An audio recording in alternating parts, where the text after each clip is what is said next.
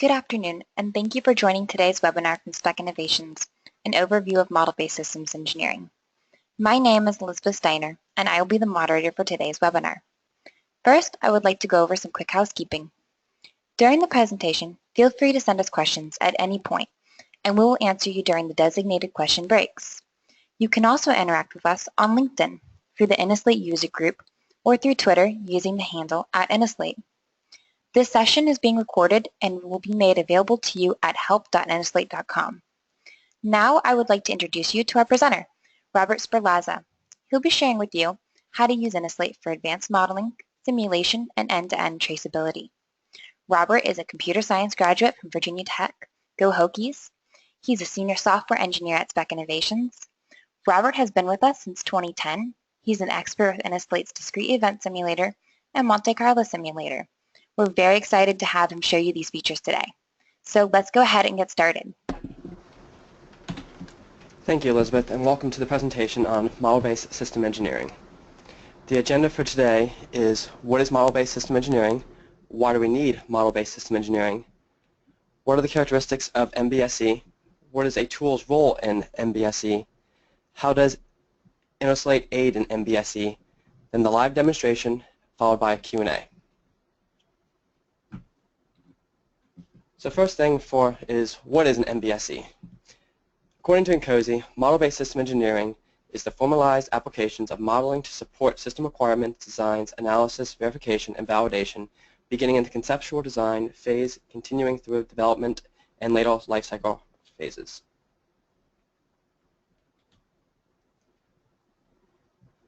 Engineers models to accomplish this. But what is a model? A model is representations that can aid in defining, analysis, and communicating. Models can be functional or physical representations of reality.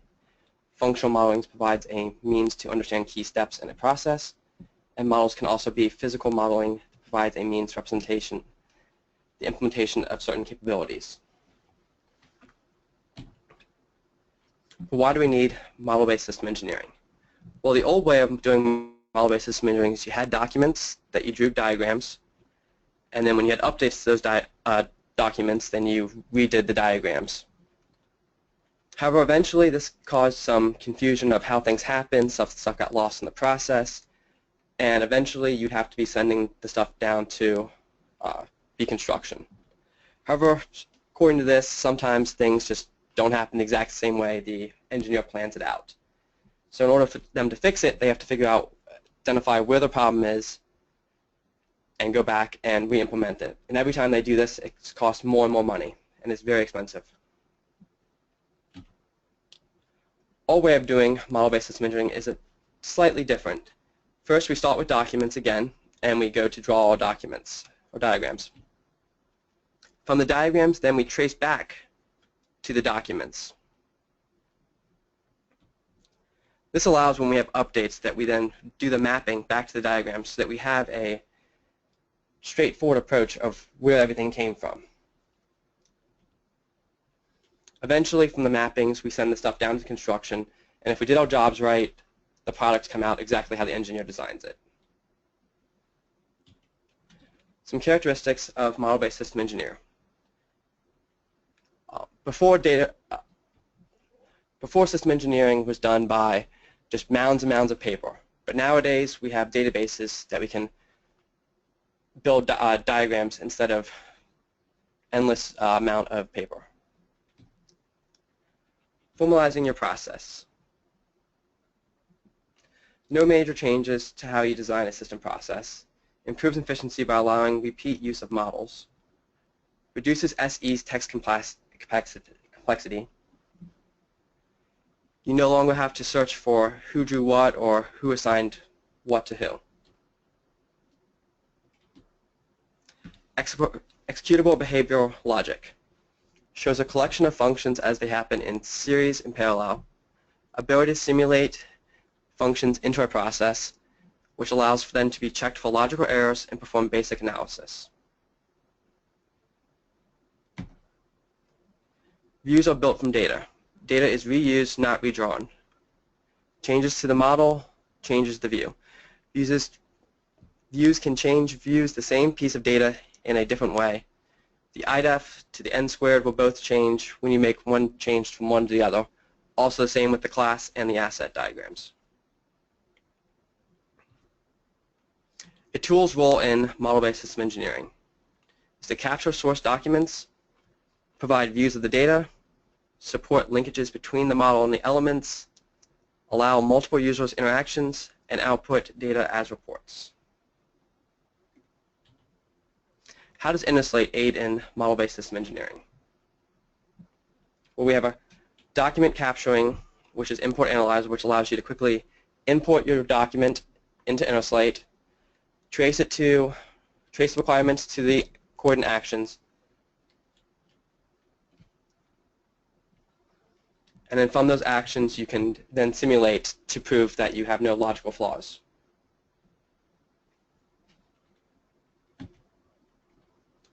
So going back to the design is we have an action diagram that is the main way that we use in Innoslate to build the process flow out. It combines behavioral logic and asset allocation.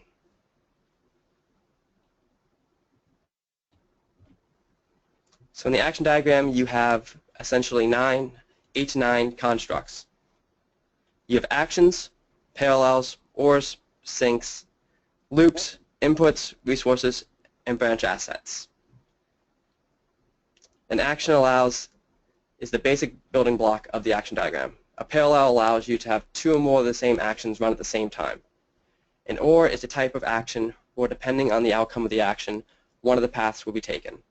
A sink is a special type that will allow you to end things in the branch once its duration has been reached. A loop is a type of action that will repeat some infinite amount of time until some condition occurs. An input and output is a logic piece of data that is passed between actions.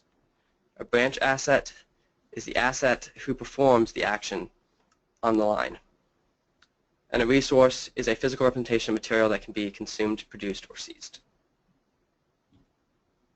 Other visualizations that can occur is once you have an action diagram, you can also transform it into an IDEF 0.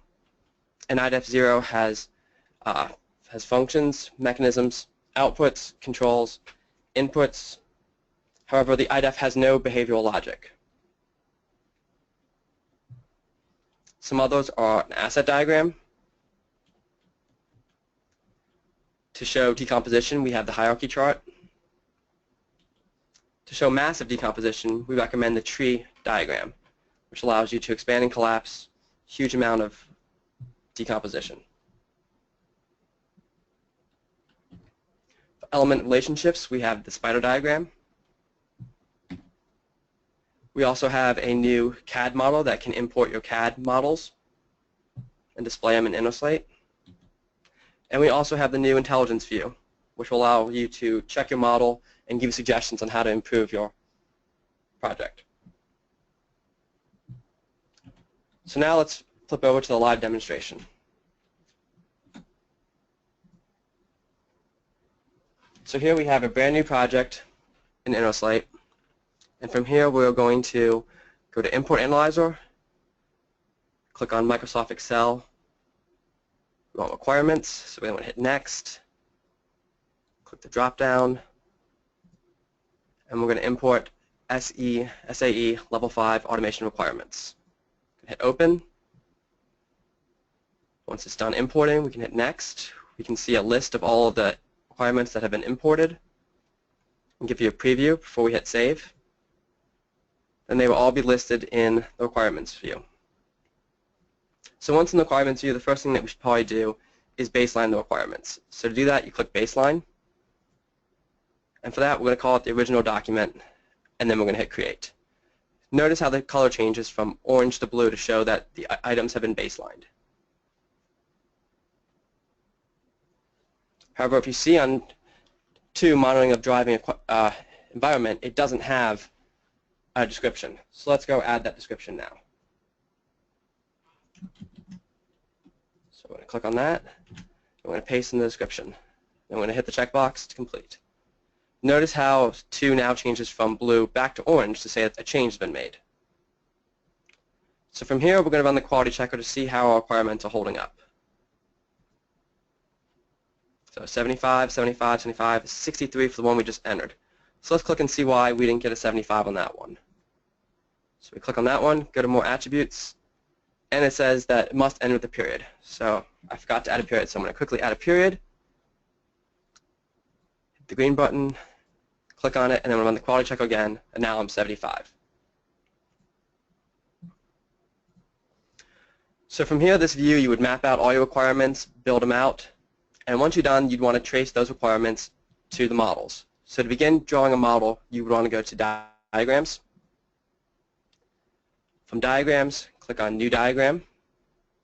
You want to choose the action. Hit Next. For this example, we're going to do meta function. Hit Next, and then Finish. And this will take you to the action diagram.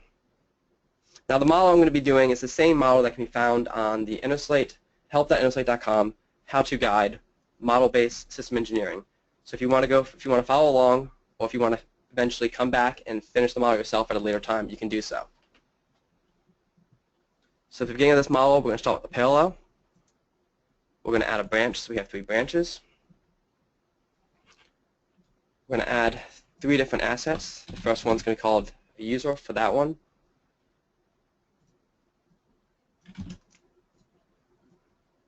The next branch is going to be autonomous vehicle.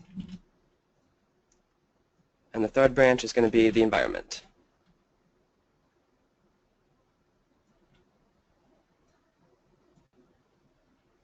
Once we have the branches set up, we need to add the actions. So we're going to add the action, do set a destination, add another one for autonomous vehicle. This one's going to be the drive vehicle. And the third one we will add will be exhibit environmental conditions.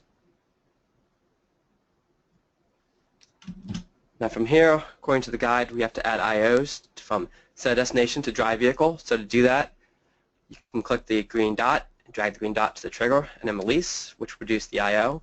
Click on the IO, and you can rename it. For this example, we're going to name it destination location. And we're going to do the same thing for exhibit environmental conditions to drive vehicle. So click on the green dot, drop on trigger, and rename. And since it kind of got cropped out, we're going to expand it so that you can see it. Now once you have your action diagram generated, I'm going to show you how easy it is to create an IDEF0. So if we go to Open, IDEF0, you can see that it automatically created the IDEF0 based on your action diagram that we previously drew. However, we strongly recommend you don't do modeling in the action diagram and then switch back into the IDEF, a little bit more than IDEF modeling, and then switch back to the action diagram.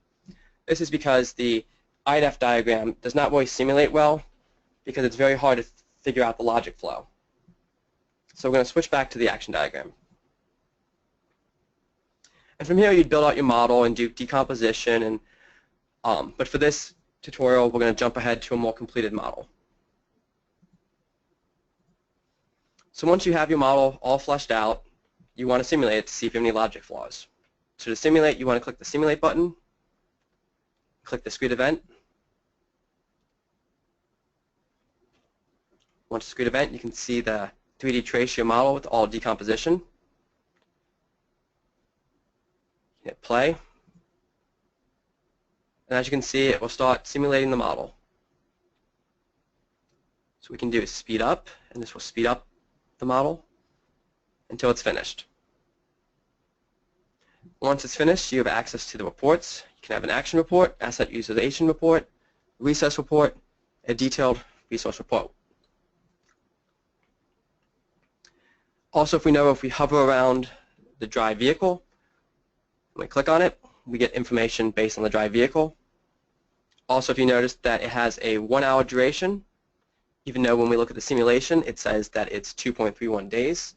This is because the drive vehicle had decomposition, and when an entity has decomposition, it takes on the values of the children's duration, not its original assigned duration. So from here, we're going to open up drive vehicle. So from there, you click on Go to Entity, and it will open up another tab.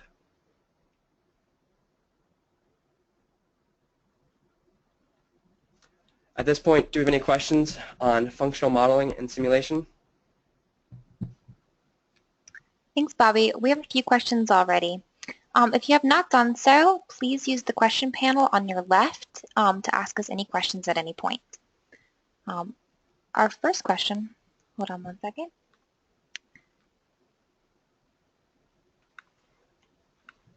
Our first question is not modeling related, but they're asking whether or not you can collaborate simultaneously within Innoslate. Yes. Innoslate was designed to be completely collaborative. We have a system called cross-platform collaboration, which allows you to not only communicate with whoever's on the project, but you also be able to see who's on what view in order to avoid conflicts and stepping on each other's toes. Our next question is, how well does Innoslate handle large data sets? So Innoslate has been tested to run up to 10 million entities and 500 concurrent users, so it can handle pretty much anything you can throw at it. We have one more question. How can you trace actions to requirements? So in order to trace actions to requirements, once you're in the entity view, such as the one right here, you can go to Trace from a Statement, and click Add, and then you can assign any one of these guys by clicking on them, hit Add again, and it will automatically form that relationship between the requirement and the action. We have a follow-up question. Is there a way to do any bulk traceability? Sorry, say that again? Is there a way to do bulk traceability? Can you do them like in a matrix? Yes, we do have, if you want to do bulk traceability, if you go to the Open tab, we have the hierarchy matrix and the matrix hierarchy comparison, which will allow for bulk traceability.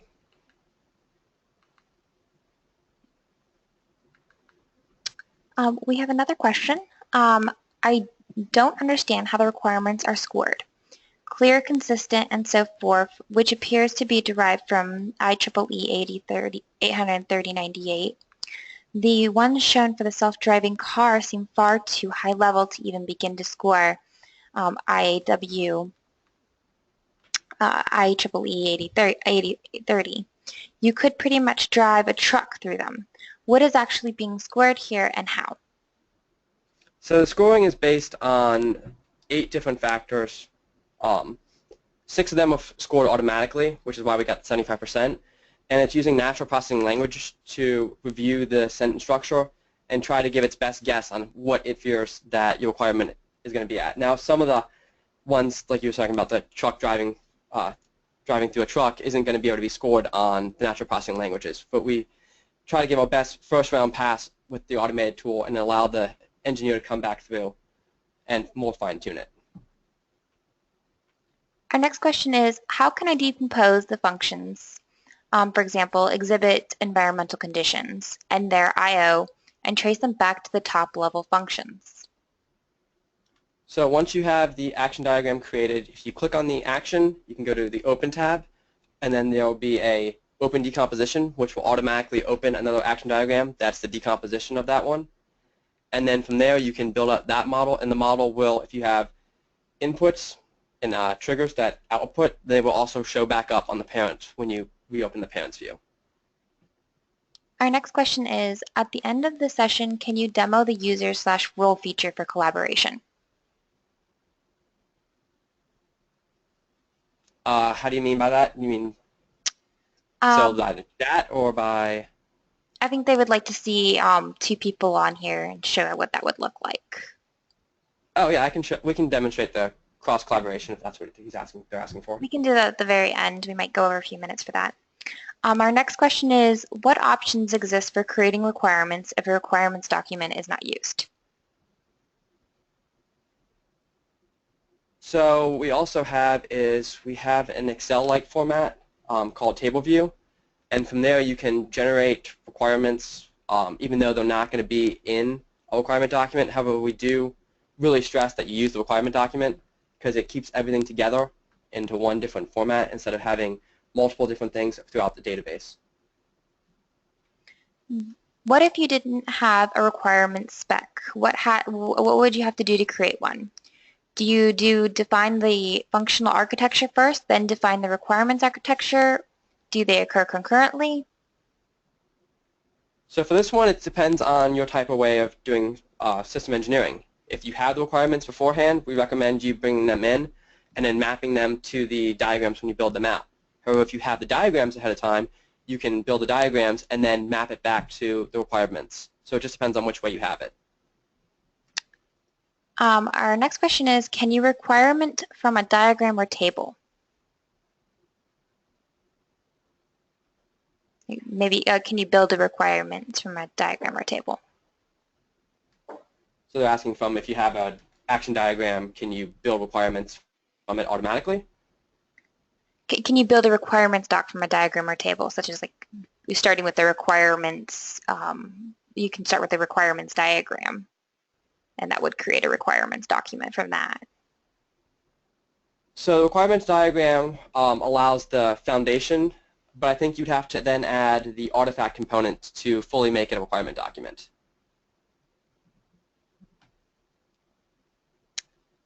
That's all the questions that we have right now. If you would like us to follow up on your questions, please let us know. Thank you. All right, and from that, we'll continue on with the demonstration.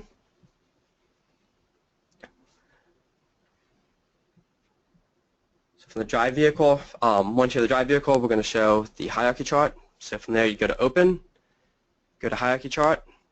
From here, you can see the hierarchy chart. We also have a zooming in and out system, so if you can't see the hierarchy chart, or if it's too big, you can zoom in and out to get the best view of it.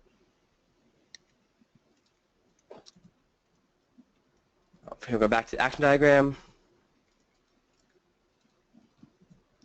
And then for asset generation, so instead of always designing your asset diagrams, we have a way of automatically generating your asset diagram. So from here, we're going to hit Generate Asset Diagram. And you can see it quickly models and generates an asset diagram based on the model from the action diagram. So from here, we're going to go back to Requirements View to show a little bit more of that. So we're going to click on Execution of Steering and Acceleration and Deacceleration to show its traceability with the spider diagram. So we're going to go to Open, Spider Diagram, and from here you can see the drive vehicle, which is satisfied by the execution and steering acceleration. So you can see the mapping very easily through the spider diagram. So we're going to hit Save, which will take us back.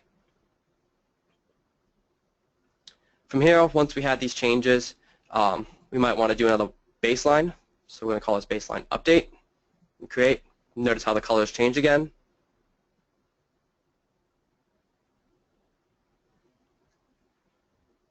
And once you have your model complete, you might want to activate the new intelligence view to see how well your model compares up to how we feel a model should be built. So from there you go to Menu, Intelligence, and you can see that for the global analytics it all passed. However, for the action analysis, it has some that it deems should be fixed. So it says actions do not satisfy, verify, trace to any requirements. So for this first one, require current speed, let's try to fix it by hitting the fix. I'm going to go to add, see if we can add some satisfy the relationship. And since it's based on speed, we'll see if we can find other requirements that have speed in it. So these two both look good for satisfying that requirement. So from there, we're going to click on both of them, hit add, then we're going to hit fixed. Notice how it grays out, which means the fix has occurred. And maybe for the other ones below, we don't really care, so we're going to hit ignore for those. And then we're going to hit run analysis. And now all the action analysis has passed.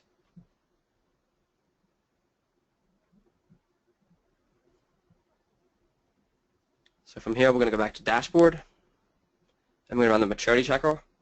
So we get an 85%, which isn't bad, but there's still some room for improvement. Also in this mode, you can then share your project. So you can share with support if you ever have any problems, or you can share with your coworkers or your other system engineers to have them help you build the project. At this time, Elizabeth, do we have any more questions? We have several questions already. Our first question is, do you generate SysML diagrams? Yes, we do have all the completed SysML diagrams. Our next question is, do you generate DODAF diagrams? We do. We have a whole view that you can go to menu and the DODAF dashboard, which then allows you to generate your DODAF products that you want. Where do you compare current model to a baseline, and what are the metrics? So in model, do you mean by the data model or the requirements baselining? I can let him follow up with you on that one. Oh, he says both. Okay. So for the requirements, you can compare by going back to the requirements view, which I'll do now. And you can compare the two baselines by just clicking on one and then clicking on the other, and you can see the differences between the two. In terms of the diagram modeling, the best thing you should do is then do a branch of the project, and then you can compare the two different branches.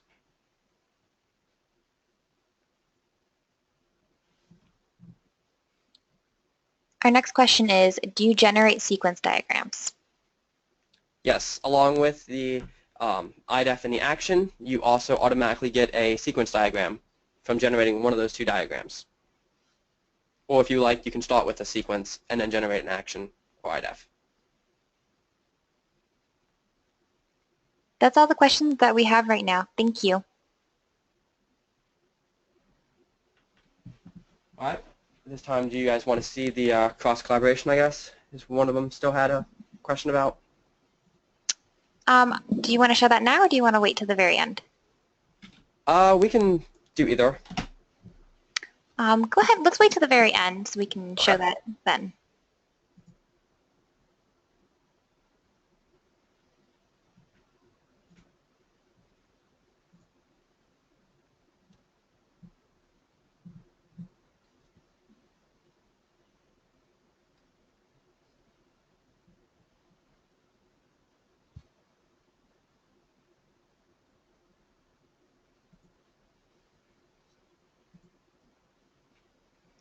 So at this point, we'll show some diagrams view. So here you can see all the action diagrams that we generated, the asset diagrams that we generated, some hierarchy charts, the spider,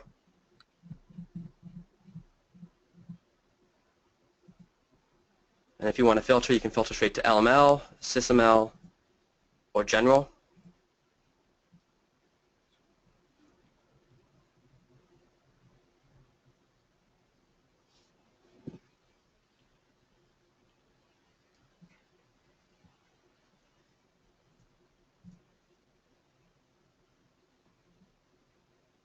And Elizabeth, that's about all we have. So does anyone have any more questions? We have a few more questions. What is the difference between MBSE and model-driven SE? That is a good question. I actually don't know the answer to that, but I will let one of the engineers know about it, and we'll get back to you on that one. We have another question. So this is a follow-up to one of the requirements questions that was asked.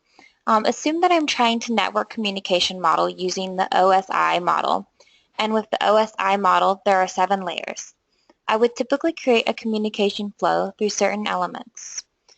Question 1, to create a data communication flow, would I use an asset diagram? So for the first level, if you're trying to do the physical side, you would want to use the asset diagram. However, if you're trying to model the functional side, you would use the action diagram. And then from there, you'd want the 7 levels. You would use decomposition to build them out. Our next question is, could you talk about situations where you would use sync versus OR? So the power of the sync is when you have 2 processes that are running. However, you don't care when one of them finishes paired to the other one. So in OR, you have to choose option A or option B. The sync allows you to run option A and option B, and when one of those finish, according to the sync, will then end the other one before continuing on. So it's a way of hedging your bets of which one finishes first. We have another question. How does Innoslate differentiate between action and sequence diagrams? So the underlying architecture, there is not much difference between the sequence and the action diagram. One generates the other one. So when you build one out, you automatically get the other one. However, there are some guidelines that we can do with the action diagram that we can't model using the sequence.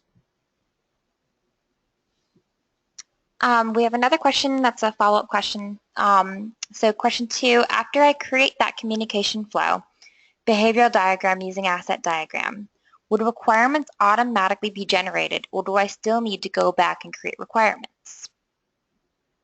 So once you have your actions and assets from the action diagram, there is a way to automatically generate your requirement document. Do you include verification and validation methods and results? Yes, we have reports that do V and V, and we also have a new system called Test Center that will help you do V and V. Just to follow up on that question, we're actually going to be doing a webinar in April, and we will send out a link to register for that webinar very soon. We have another question. How would you model a when situation instead of using a lot of or constructs? So when, as in when a condition's been met, I assume. So in that case, what you'd want to do is possibly use a loop, and in that loop, have the loop keep on asking, has this condition been met? If not, do a certain process. If it has, then you can exit out. How does Innoslate determine the system's maturity scores? So the model maturity section, if we show results, has a list of all the different ways that it scores. And when it says that one failed, you can always show the failing entities, and it will show which entities failed and why they failed.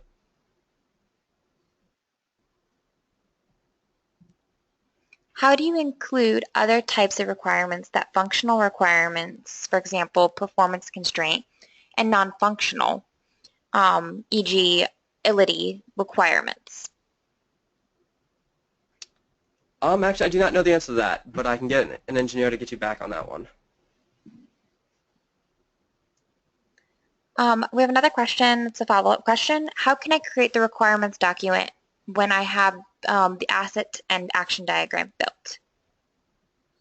So if you go to the action diagrams, once you have them built out, on the far right-hand side, on the little wrench icon, you can click on that, and it has Generate Requirements, and it will automatically generate your requirements for you, assuming you have a relationship between the assets and the actions.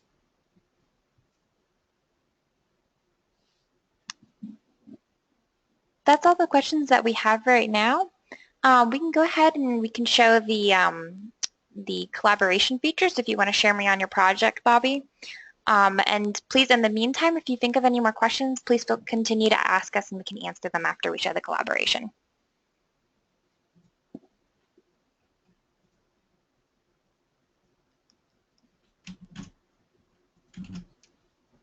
So I assume that's the best one.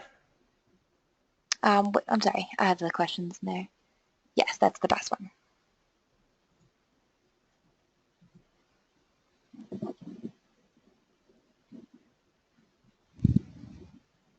Requirements would probably be the easiest way of showing this one. All right, now I just have to wait for an email letting me know that he shared me on this project and giving me a link. While I'm waiting for that email, we did get another question. Do you map on requirement to one function to one element? If not, do you do to many, and how so? You can do one-to-one or many-to-many. Just depends on how you want to map the requirements to the actions. We allow it up to the engineer to decide which way makes sense.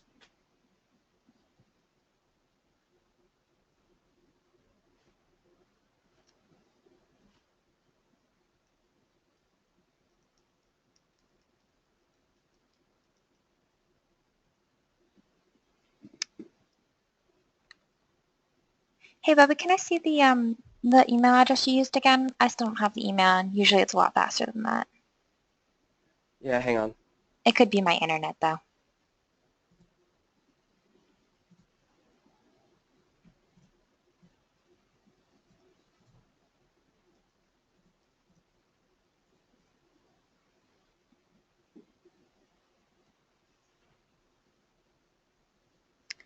We just got another question. The question is Innoslate only on the cloud?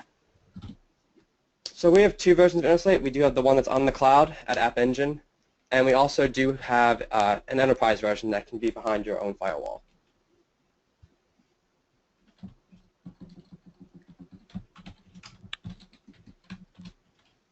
We have a couple more questions, too, while we're waiting. Do you have time to walk through creation of an LML physical model / asset diagram, perhaps from the diagram screen?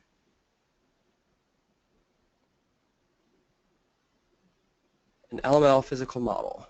So we go to diagrams.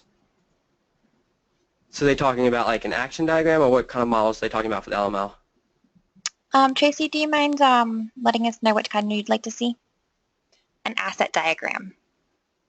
An asset. Thank you, Tracy. All right, so from here we can go to New, Diagrams, Asset.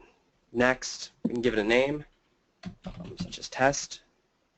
Hit Next, Finish, and it'll bring you to a blank asset diagram where you can then start creating your asset diagram. Drag over your assets, then form the connectors between them.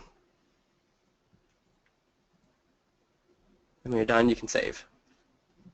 And then you'll get the image of the diagram in the diagrams view.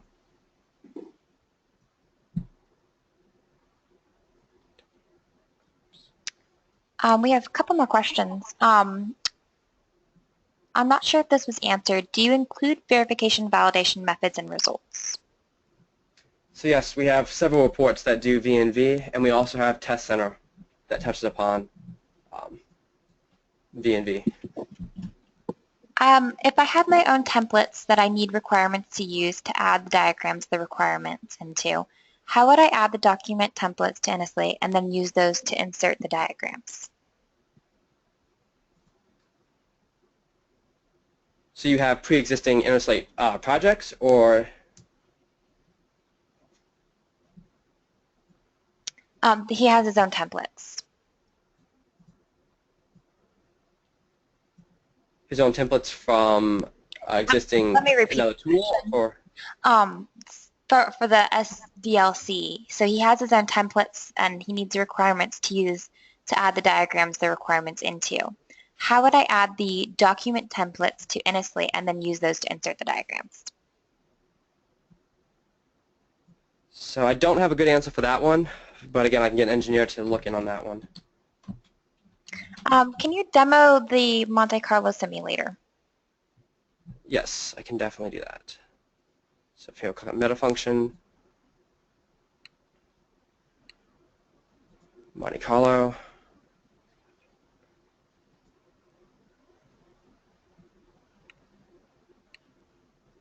From here you can get the average time, the breakdown. Since there's no distributions, it's all the same input, output every time. If there's any cost, it would show the cost distributions, the tree, the cost tree map breakdown, any resources that would be used, and asset utilization.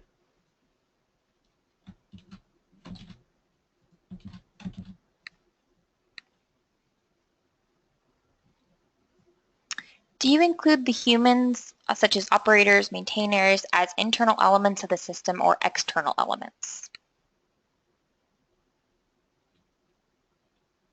If you're talking about the humans as in terms of assets, then they can be both internal or external depending on how you design the model.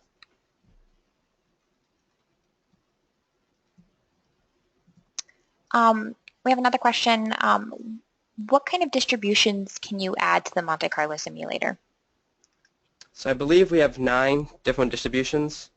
They can all be found under the duration. We have beta, binomial, exponential, gamma, log normal, normal, Poisson, triangle, uniform, and Weevil. distributions that can all be used for Monte Carlo simulation. As a part of the systems engineering methodology, there are different artifacts that are generated. If I have those templates, how would I add contents from Innoslate to those documents? So I can say that again? As a part of the systems engineering methodology, there are different artifacts that are generated. If I have those templates, how would I add content from Innoslate to those documents? So from those documents, you can import them using Import Analyzer, and then once it's in a either doc view or requirements view, then you can modify those with Innoslate to either insert new requirements or lines into your document, or you can insert graphs or images.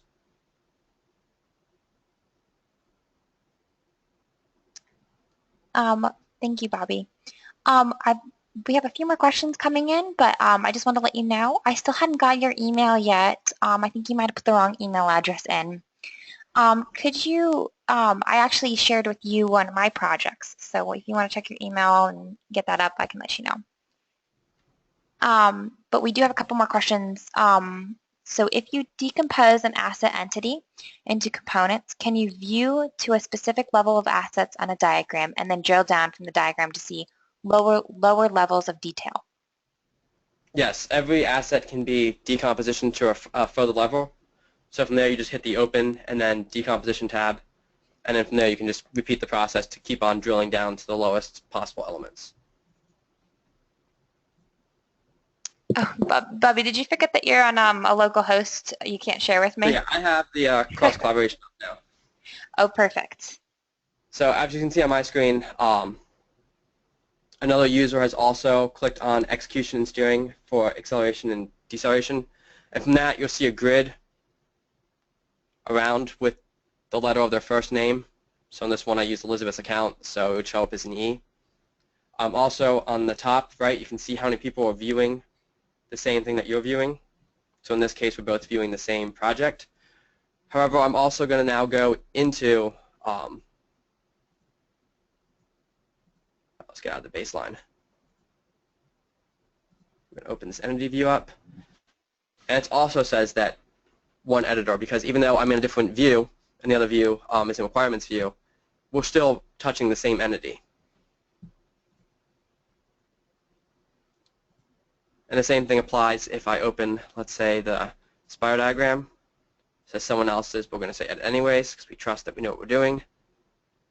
And you can see that the other user also has their hands on steering, execution and steering, acceleration and deceleration, and SAE level 5 automation requirements. So these are two entities that we probably should not touch in the process of doing the spiral diagram or risk possible conflicts. Along with that, we have the group chat, and then we can also do the point-to-point chat.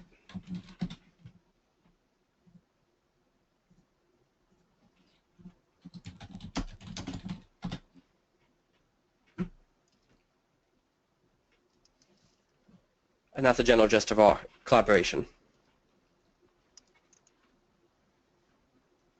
Thank you, Bobby. We have another question. Do you include LML diagrams? LML diagrams? Yes. Yeah, we have all the LML diagrams included in Innoslate.